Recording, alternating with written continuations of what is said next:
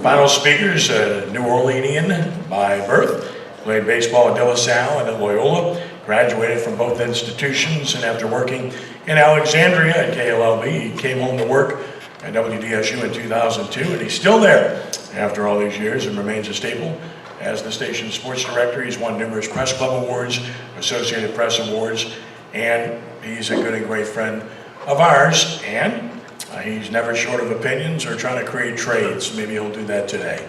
Please give a warm welcome to Fletcher Mackel. Fletcher.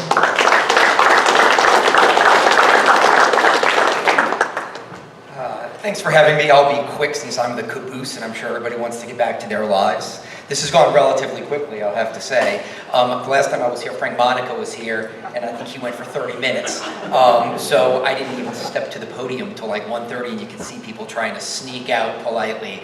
I also worked with Margaret Orr for a long time, and we had a press club function. Ken just mentioned the press club.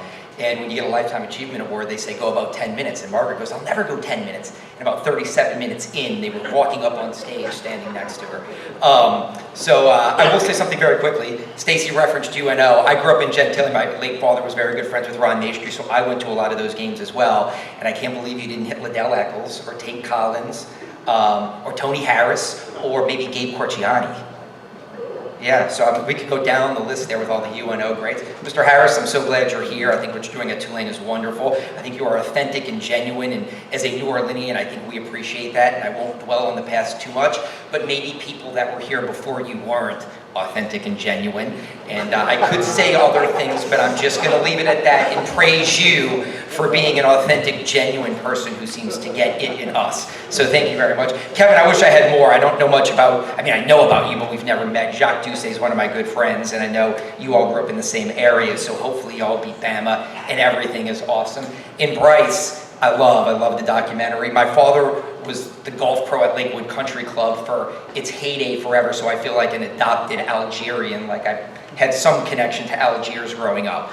And that being said, I do have opinions, and I will share those quickly. Since they create things here, I just kind of commentate and give crazy opinions, which I do like, but I respect them much more because they actually have to build things, and then I just chime in on what they're building, yay or nay. So the Saints, because Ken told me to come and talk about the Saints and the Pelicans, obviously 6-game losing streak right now. We're talking about like Ditka era embarrassment and stats and things that are happening that we haven't heard of in a long time. I think we all got spoiled for 15 years with Sean Payton and Drew Brees. And if anybody has their pitchforks out for Dennis Allen, and it's not part of your Halloween costume tomorrow, I'd probably put them away because I don't think he's getting fired anytime soon. That's just not the way Mickey Loomis and the organization operates. So DA is going to be the coach, and DA may probably be the coach next year too. Remember, it took a seismic, life-changing event called Katrina to bring about, massive changes for this organization. So if they got back to 7-10, I have a feeling that the Saints are probably going to run it back. I would disagree with that, but nonetheless, I think the Saints are always going to be a good organization. This is my hot take on the Saints. Is somebody says, they're not good, they're terrible, and it's like, well, that's just not the case. The Saints are actually a good organization. They're too good to be bad, but they're not good enough to be great. And the longer that Sean Payton and Drew Brees aren't here, I think that we realize there were two gentlemen that walked in 2006 that were force multipliers for greatness, and they lifted this organization to the greatest heights it had ever been to, and I don't know if we'll ever see that again. I hope we do, but I am not overly confident right now. And quickly to the Pelicans, Ken said, I love trades in the NBA. Some people find God in their life. 2002, I started working at WDSU when the NBA came here, and I was not a basketball player. Look at me.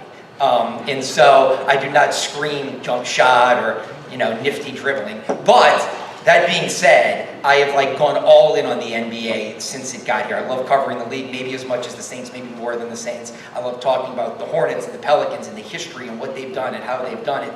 And they have a really good team, and I like Willie Green as a head coach. I love David Griffin.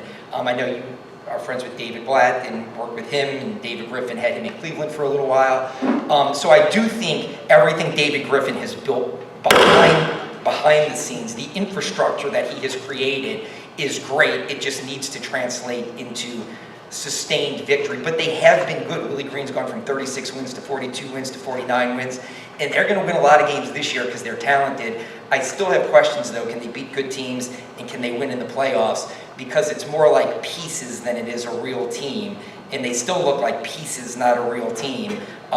So it'll be interesting to see, but they're going to win a lot of games, and they're going to be in the playoffs, or at least in the play-in, because the West is so tough the entire season.